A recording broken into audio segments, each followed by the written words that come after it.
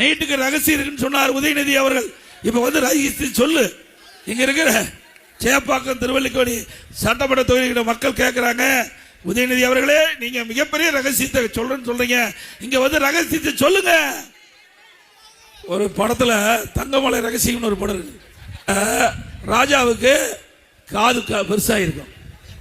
அப்போ அவருக்கு வந்து சிகை அலங்காரம் செய்ய ஒருவர் போய் சிகை அலங்காரம் செய்யும் போது அந்த காதை பார்த்துருவார். பார்த்து பதிஞ்சு போய் என்ன செய்வதென்று அறியாம மனைவிட்டு போய் இப்படி ராஜா காது கழுத காதுன்னு சொல்லுவார். உடனே அவர் மனைவி வயிறு வீங்கி போய் அப்புறம் அதை எப்படி வெளியே சொல்லி ஆகணும், உயிருக்கு போராடிட்டு இருக்காங்க. அப்போ ஒரு குழி வெட்டி அந்த ரகசியத்தை சொல்றாங்க, ராஜா காது கழுத காது, ராஜா காது கழுத காது, ராஜா காது கழுத. அப்பா அவரை சொல்லி மூடிட்டு வந்துட்டாங்க. அதில் ஒரு மரம் முளைக்குது.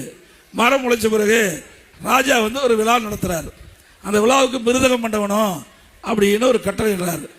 அப்போ அந்த தளபதி புதிய மரத்தில் அந்த மிருதகம் செய்யவேன்னு சொல்லி இந்த ராஜா காது கழுத காது ரகசியம் சொன்னாங்களே, அதில் முளைத்த பெரிய மரத்தை வெட்டி அதில் மிருதத்தை கொண்டு வந்து அவர் அந்த விழா நடத்துகின்ற பொழுது மிருதத்தை அடிக்கிறார். அப்ப அடிக்கும் போது ராஜா காது கழுத காது, ராஜா காது கழுத காது. பிறகு ராஜா கோவம் வந்துடுது, தூக்கி போட்டு உடைக்கிறார்.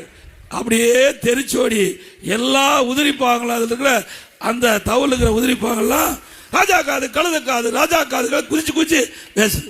அப்படி இந்த முதலமைச்சர் துணை முதலமைச்சர் இந்த பகுதியில் ஒரு ரகசியத்தை சொல்லிட்டு போய் ரகசியத்தை இதுவரைக்கும் வெளியிடல, வெளியிட்டா அந்த கதை மாதிரி ஆயிருமோ என்று அச்சம் அவருக்கு இருக்குன்னு நினைக்கிறேன்.